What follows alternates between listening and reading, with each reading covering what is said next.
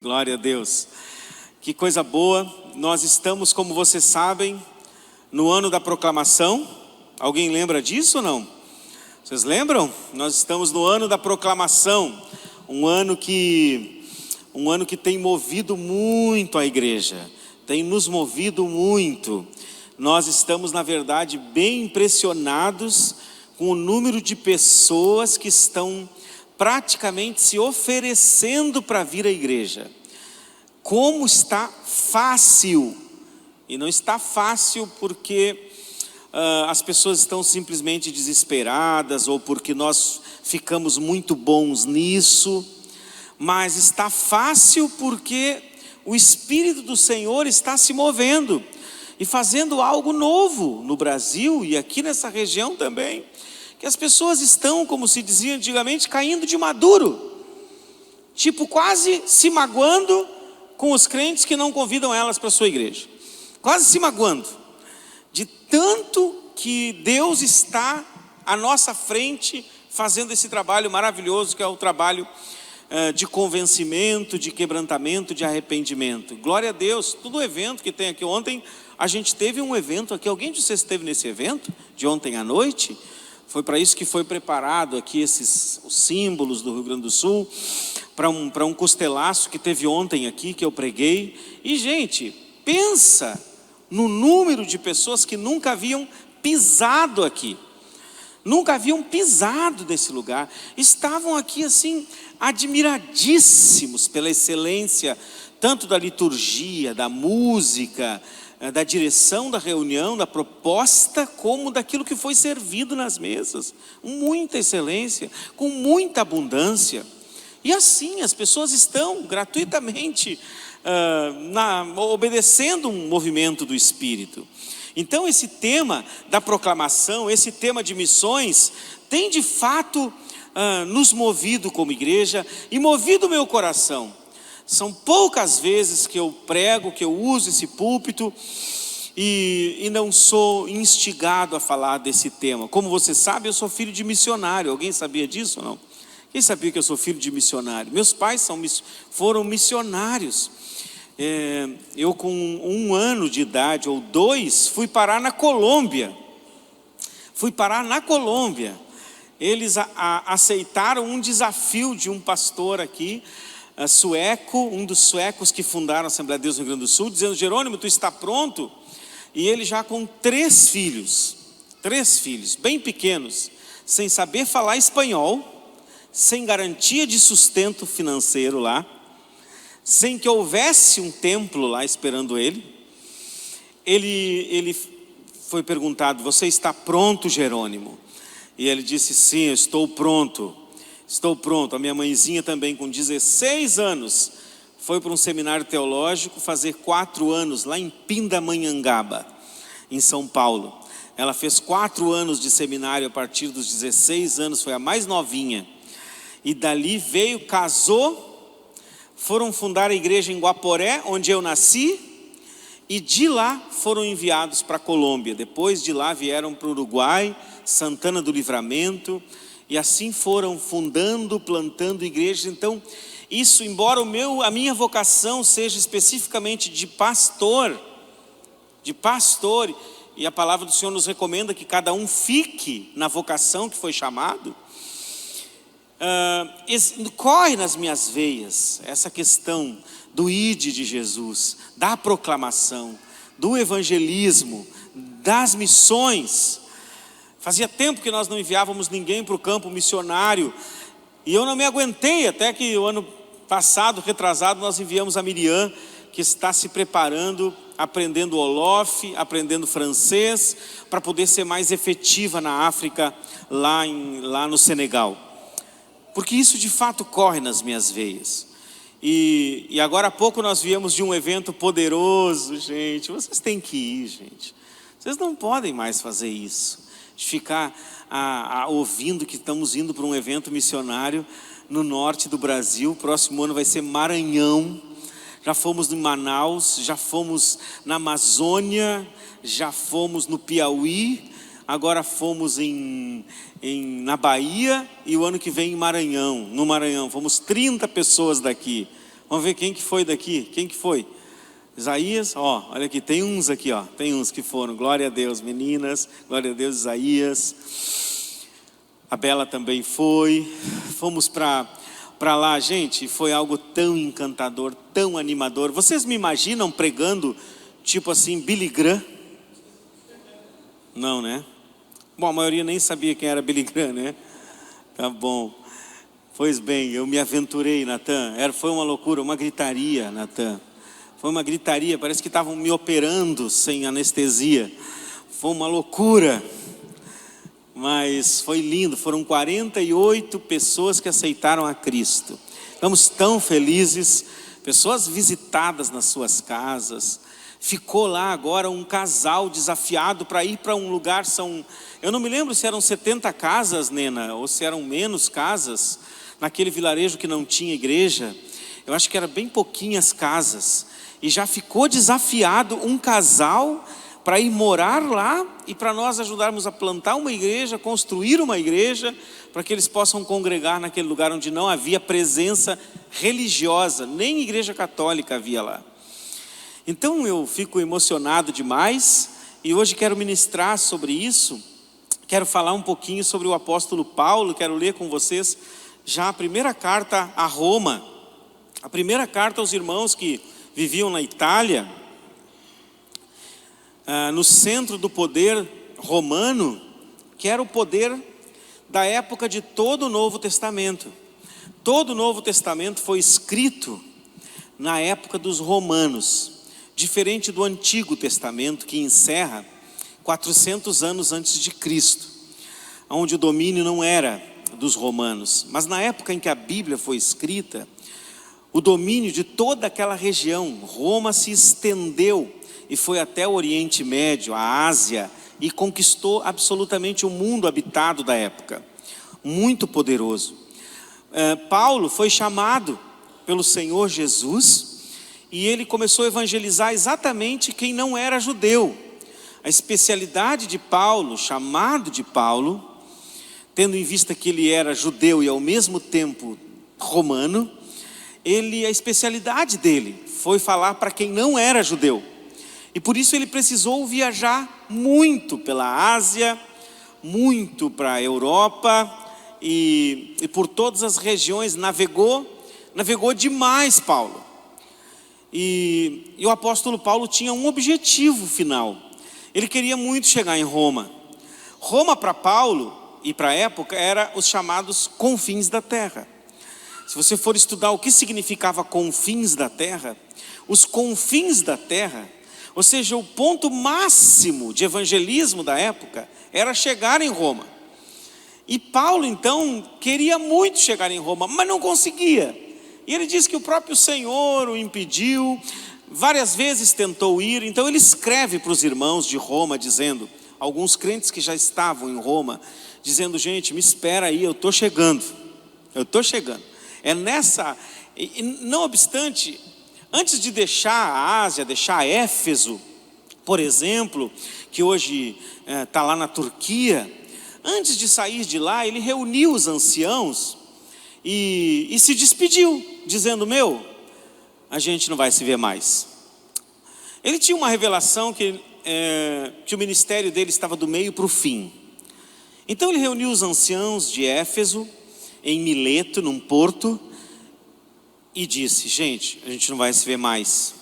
Teve muito choro ali, muita lágrima, o pessoal se ajoelhou, começou a chorar e pedir para ele não ir. E ele disse assim, eu não sei o que me espera em Jerusalém. Eu não sei o que me espera em Jerusalém. O que eu sei é que cadeias e prisões estão me esperando em Jerusalém. E de fato ele ia ser preso em Jerusalém, e não do jeito que ele queria, mas ele ia ir para Roma, exatamente porque estava preso. Foi preso em Jerusalém, e por causa da sua prisão, a sua sentença não podia ser dada em Jerusalém, ele apelou para César, então ele foi levado a Roma, não bem como ele queria, mas foi levado. E você vai ver que a história de Atos, a história de Paulo, encerra com ele em Roma preso, e não fala no restante como que ele foi morto, mas ali termina o ministério de Paulo escrito na Bíblia. E agora ele começa aqui a carta dele aos Romanos, em Romanos 1, portanto. Eu queria que tu me acompanhasse no verso 8. Não, vamos ler desde o verso 1, que já vai servir para o mês todo a tua leitura, né, da Bíblia. Capítulo 1, verso 1 em diante. Paulo, servo de Jesus Cristo, chamado para ser apóstolo, separado para o Evangelho de Deus, o qual foi prometido por ele de antemão por meio dos seus profetas nas Escrituras Sagradas, acerca de seu filho que, como homem, era descendente de Davi, e que mediante o Espírito de Santidade foi declarado Filho de Deus, com poder, pela sua ressurreição dentre os mortos, Jesus Cristo, nosso Senhor. Verso 5. Por meio dele, por causa do seu nome, recebemos graça e apostolado para chamar dentre todas as nações um povo para a obediência que vem pela fé. Aqui está o propósito do chamado de Paulo. Se alguém quer o resumo do chamado de Paulo, está aqui. Recebi graça e apostolado para chamar dentre todas as nações um povo para a obediência que vem pela fé. E vocês também estão entre os chamados para pertencerem a Jesus Cristo. A todos os que estão em Roma, são amados de Deus e chamados para serem santos. A vocês graça e paz da parte de Deus, nosso Pai, e do Senhor Jesus Cristo. Antes de tudo sou grato a meu Deus, mediante Jesus Cristo, por todos vocês, porque em todo o mundo está sendo anunciada a fé que vocês têm. Deus, a quem sirvo de todo o coração, pregando o Evangelho do seu Filho, é minha testemunha de como sempre me lembro de vocês em minhas orações, e peço que agora, finalmente, pela vontade de Deus, me seja aberto o caminho para que eu possa visitá-los. Anseio vê-los a fim de compartilhar com vocês algum dom espiritual para fortalecê-los, isso é, para que eu e vocês sejamos mutuamente encorajados pela fé. Quero que vocês saibam, irmãos, que muitas vezes eu planejei visitá-los, mas eu fui impedido até agora. Meu propósito é colher algum fruto entre vocês, assim como tenho colhido entre os demais gentios.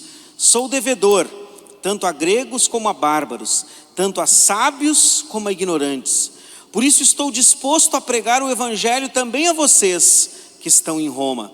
Não me envergonho do Evangelho, porque é o poder de Deus para a salvação de todo aquele que crê, primeiro do judeu, depois do grego. Amém? E daqui, destes textos, eu posso tirar 3 princípios muito poderosos que podem checar a qualidade da tua fé. Podem checar a saúde dos discípulos de Jesus.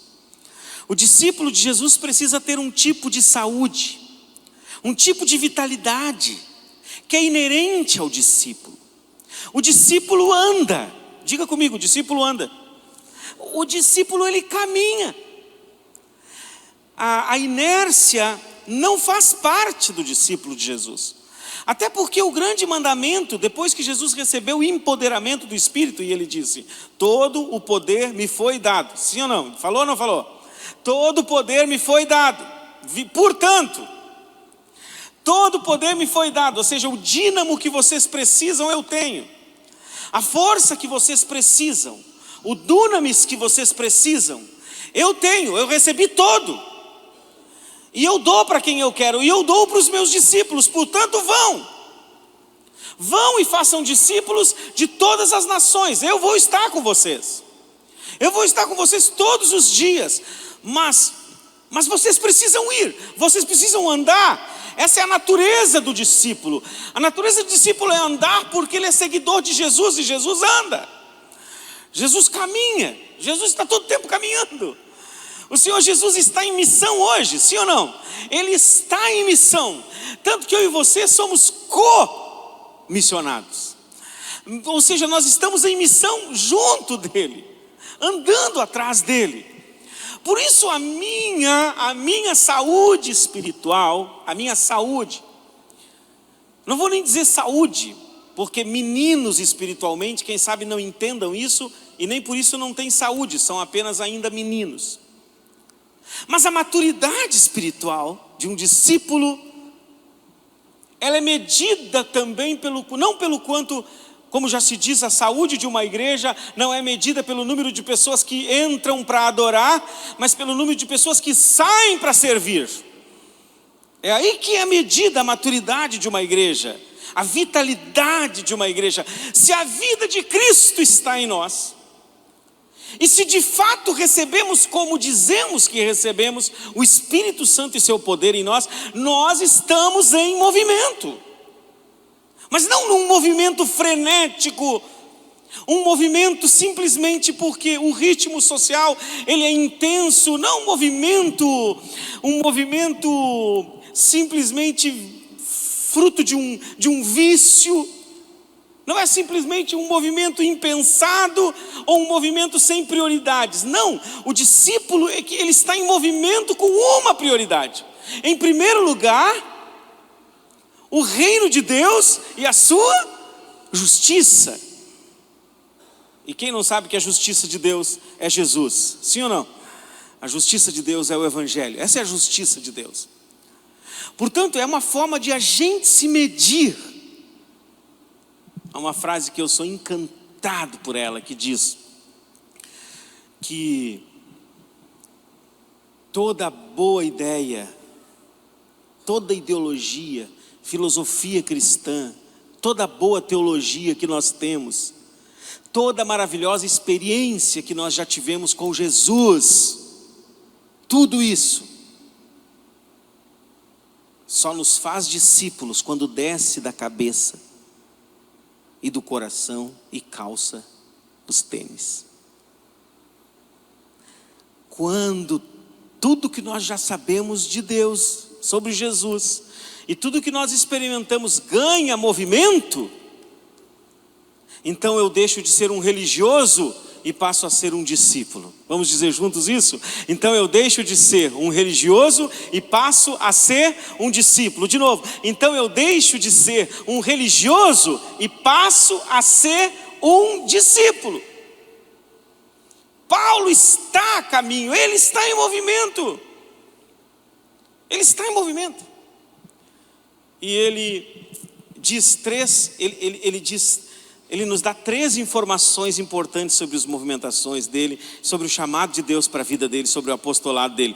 3 informações. E a primeira é: eu sou o devedor. Essa foi a primeira informação que eu e tu acabamos de ler. A primeira informação que ele nos dá é: eu não estou em movimento por nenhuma outra razão que não seja o sentimento de dívida que eu tenho. E ele ainda diz: eu sou devedor para com os judeus, para com os gregos, para com os bárbaros. Ou seja, eu sou devedor não só com o meu povo, com a minha nação, que era de se esperar que Paulo devesse aos seus. Mas ele diz: eu sou devedor não só a gregos, que era o caso dos romanos, mas também com aqueles que nem falam língua, que ainda nem são gregos, não são helenizados ainda, nem escrevem direito ainda, não conhecem o grego ainda. Eu sou devedor aos bárbaros também. Ou seja, o discípulo verdadeiro, ele está em comissão, em obediência ao Senhor Jesus, que o chamou para isso, mas ele tem um buraco no coração, insaciável, impreenchível. Não haverá discípulo de Jesus que possa dizer um dia: estou satisfeito, não devo mais a ninguém.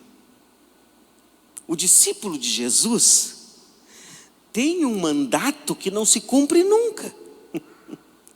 Tem um mandato que só se cumpre quando todas as nações da terra conhecerem a Jesus. E a Bíblia diz: e só então virá o fim. Portanto, o meu mandato, ele só encerra quando o Senhor Jesus disser que encerra, mas não encerra nunca. E esse sentimento é um sentimento que é lindo. Quando você está em trânsito, quando você está vivendo a sua vida, trabalhando, estudando, é importante você ter também essa percepção de que você é devedor. Sabe, os colegas que estudam conosco, nós somos devedores. E é incrível porque isso não tem que nos trazer peso, porque a Bíblia diz que a ninguém devemos dever nada, a não ser o amor. Ou seja, é uma dívida de amor. É como se, e é bem assim, as pessoas estivessem morrendo por uma doença e você tivesse no seu bolso o remédio. É como se fosse, e é bem assim, porque as pessoas estão mesmo morrendo. Ou seja, eles estão simplesmente a passos largos, indo para uma eternidade sem Cristo. Sim, elas estão morrendo, porque são pecadores como nós também somos, mas não foram reconciliados com Deus por meio de Jesus Cristo, portanto eles estão condenados. Sim, eles estão morrendo. E os discípulos do Senhor Jesus têm no bolso, ou no coração, ou nos lábios, o remédio. Meu Deus, o que você diria de alguém que descobriu a cura do câncer e guardou para si? O que você diria de alguém que descobriu a cura para uma doença que até então é incurável e que quem sabe tem ceifado a vida de tantas pessoas, mas você soubesse que alguém já detém a cura, mas por egoísmo, por falta de comprometimento, sei lá por quê, por maldade. Esse é um grande desafio para todos nós, é pedirmos ao Senhor: Senhor, por que eu não ando me sentindo devedor a ninguém? Já parou para pensar nisso? Por que nós passamos tranquilamente pelas pessoas e sentimos que não temos dívida nenhuma com elas? Dívida nenhuma com os nossos amigos, dívida nenhuma com os nossos vizinhos, por exemplo, dívida nenhuma. Hoje eu quero desafiar você que já tem Jesus no coração e já recebeu a presença e o poder do Espírito. Deixa eu dizer para você, é o mais natural de alguém que está cheio do Espírito é se sentir devedor. O mais natural de alguém que está cheio do Espírito, porque esse é um sentimento do Espírito, sentimento de dívida. Eu não posso deixar de falar de Jesus, eu não posso perder a oportunidade de falar de Jesus para essa pessoa, não posso perder essa oportunidade. No final dessa reunião eu quero orar para que você e eu, nós todos, você já imaginou toda a igreja de Jesus andando pela terra em dívida com as pessoas? Você já parou para pensar? Todos nós, todo mundo que anda pelas ruas e que é crente, se sentindo devedor.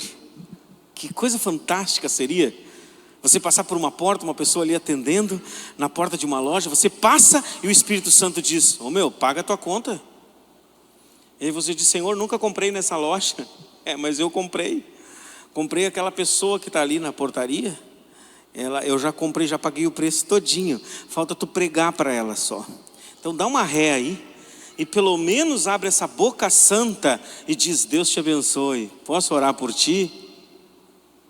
Alguém aqui já orou por um garçom sendo servido?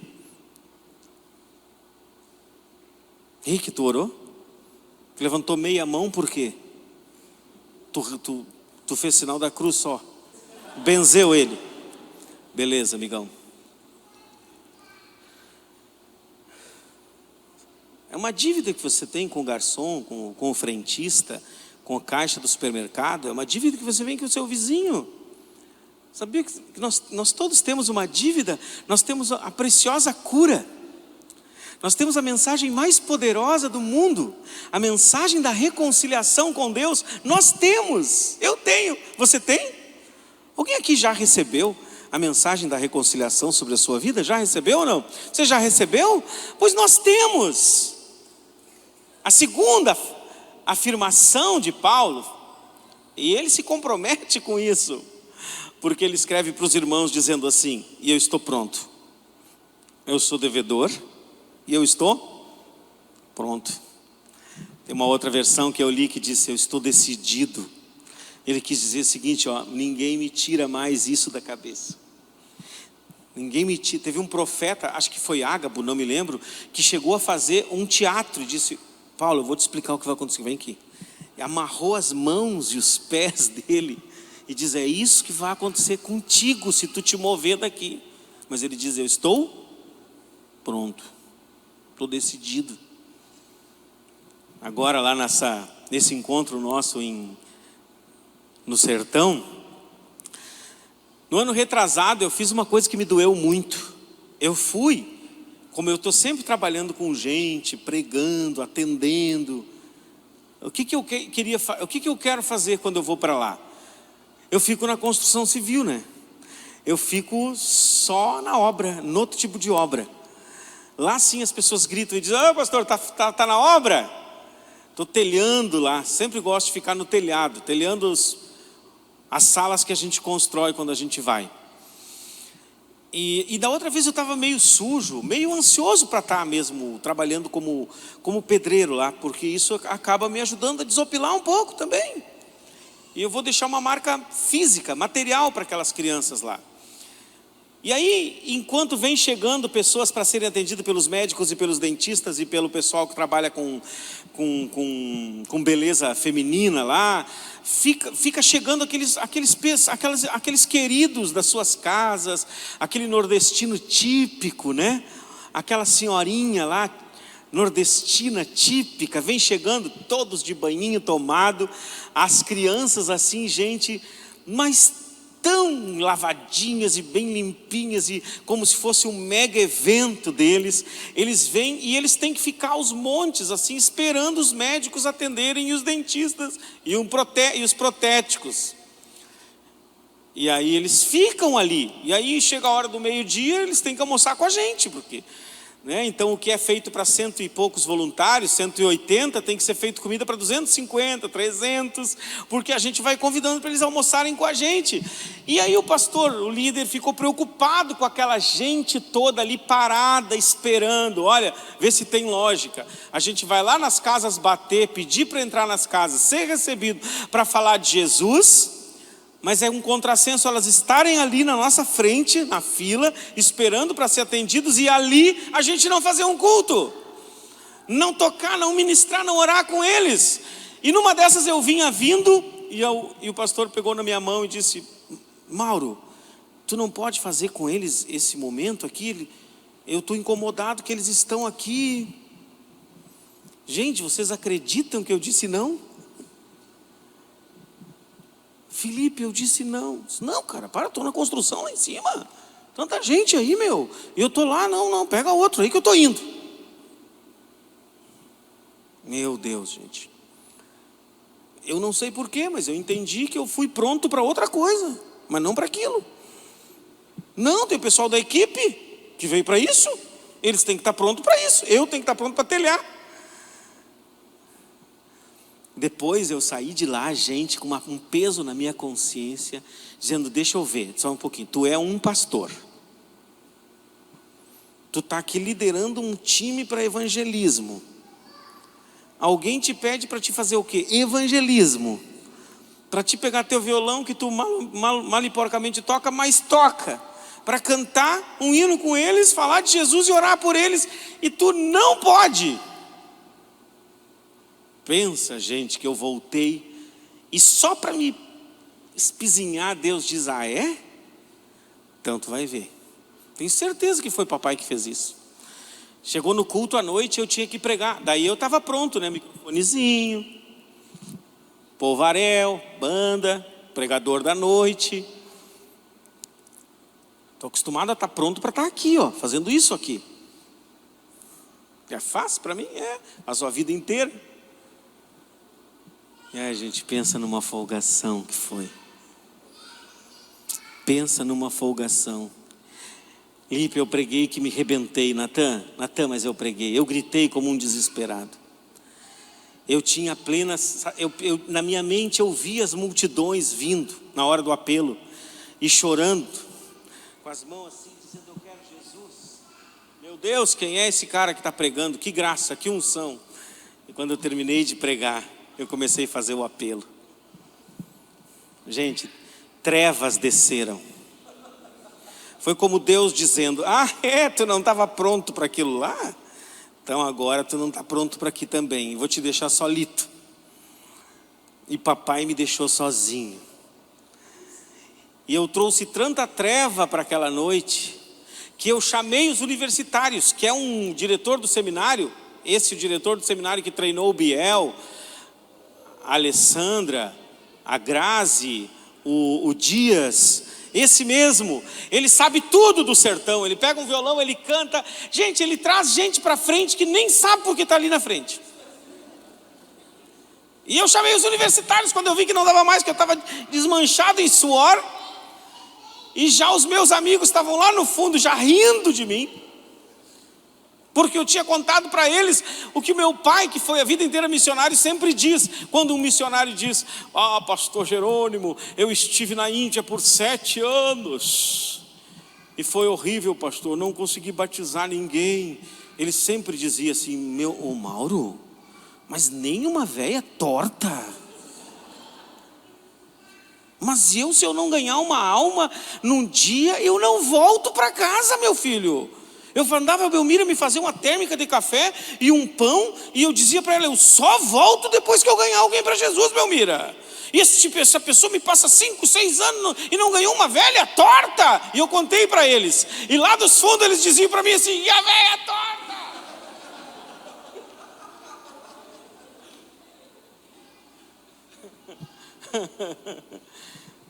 Eu sei que uma senhora, exatamente uma velhinha torta,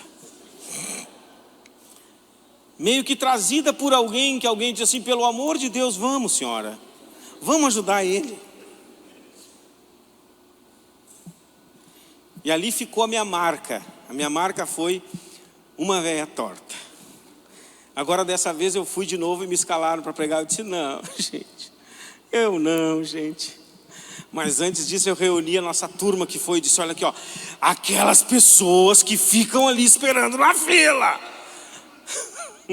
nós vamos atacar, nós vamos pegar aquelas pessoas ali na fila, que estão ali, entendeu? E as pessoas, que o coitadinho do Isaías me ouvindo, pensando como é crente. Agora eu estou contando aqui para vocês, agora que eu estou contando, a primeira vez que eu conto. E papai me deixou sozinho. Um desafio grande, gente, para todos vocês é a pergunta: o que Deus tem provocado na vida de vocês faz de vocês estarem prontos agora? Vocês estão prontos? Vocês estão prontos? Vocês estão com os tênis da preparação do Evangelho da Paz calçados para falar de Jesus? Agora, a qualquer momento? Vocês estão prontos? Então Paulo diz: eu me sinto um devedor e eu estou pronto. Mas ele diz a terceira sentença: porque eu não me envergonho do Evangelho. Eu não me envergonho do Evangelho, por quê? Porque ele é o poder de Deus para a salvação de todo o que crê. Eu não me envergonho do Evangelho. E hoje, e sabe que eu descobri que todo o cheio do Espírito é um sem vergonha? Sem vergonha do bem? Todo aquele que está vivendo cheio do Espírito, ele perde toda a vergonha de falar de Jesus. Sabe por quê? Porque é o Espírito Santo que faz por ele. É o Espírito Santo que faz através dele. É incrível perceber quando uma pessoa está vivendo o seu melhor momento espiritual, ele não consegue parar de falar de Jesus. Sabe aquela timidez, aquela vergonha, aquele pavor de falar de Jesus? Quando é que nós perdemos isso? Quando a gente conhece mais a Bíblia? Não. Quando a gente estuda mais teologia? Não. Quando a gente está há 20 anos na igreja? Só piora, eu acho. Sabe quando é que a gente perde toda a vergonha de falar de Jesus? Primeiro, quando a nossa experiência com Ele foi uma experiência muito real. E segundo, quando nós vivemos cheios do Espírito Santo. Você gostaria de ser alguém cheio do Espírito Santo? Quem gostaria de ser alguém cheio do Espírito Santo? Não de estar, mas de ser alguém cheio do Espírito Santo. Hoje eu quero orar por ti, já quero te convidar para ficar de pé.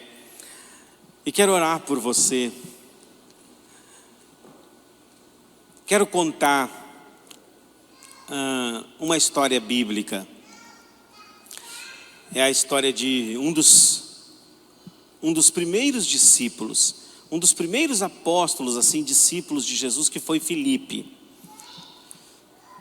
Preste atenção nessa passagem de Filipe, que era um diácono só. É um dos primeiros diáconos separados pelos apóstolos. E ele foi chamado só para servir as viúvas. Para servir as viúvas, levar alimentos na sua casa, cuidar das viúvas. Filipe, ele era tão cheio do Espírito que a Bíblia diz que numa noite, num dia, enquanto um grande líder lá da rainha de Candace, da Etiópia, o tesoureiro geral do reino, vinha na sua carruagem por um caminho super deserto, vinha para Jerusalém para celebrar, para adorar a Deus, na sua carruagem, um ser, que no primeiro instante, diz o texto, foi um anjo, chegou para ele e disse assim: dispõe-te e vai ter com esse homem que está numa carruagem num caminho deserto, corre e vai até ele.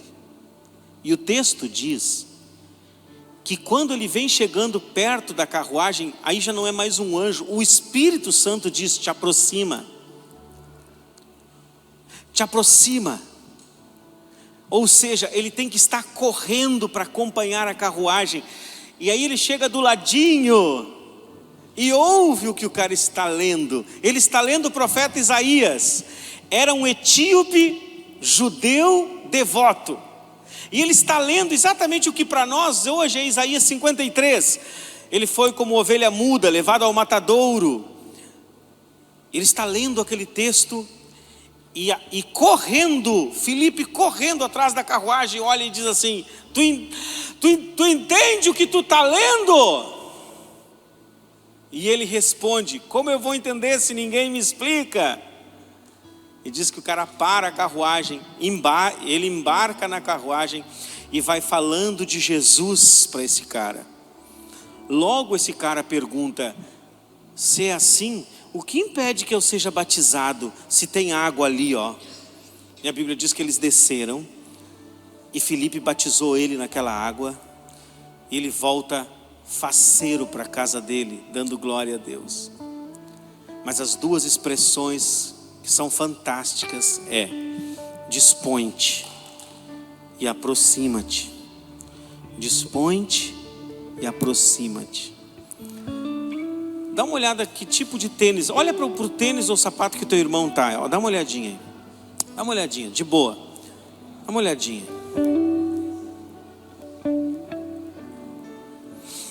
Se hoje você ouvir uma voz, estiver deitado no teu quarto com o teu celular aqui rolando no Instagram, e você ouvisse uma voz dizendo: dispõe-te, ou seja, fica de pés e veste o tênis e corre para um caminho tal, para uma pessoa tal que está precisando ouvir. E quando tu chegar, te aproxima. Você está pronto para isso, gente? Você está pronto para calçar o seu tênis? Vocês se lembram quando no Descende todo mundo levantou o tênisinho para cima? Lembram ou não? O que era isso? Que símbolo é esse dos tênis para cima? É: Senhor, eu estou disposto a ir. E hoje eu quero orar por você que não tem se sentido devedor, para você que ainda se envergonha de falar de Jesus e de se identificar como cristão, de se posicionar. Quero orar por você que não é tão fácil para você dizer: se Jesus me chamasse hoje para o campo missionário, eu estou pronto. Eu visto meus tênis e vou. Deixo minhas coisas e vou. Quero orar por ti em nome de Jesus. Enquanto a gente canta, se tu quiser receber essa oração, em nome de Jesus, reativar o dom de Deus na tua vida, eu quero orar por ti. Amém? E se quiser já vir lindo na frente, já vem já, porque nós vamos orar em nome de Jesus. Olha aí.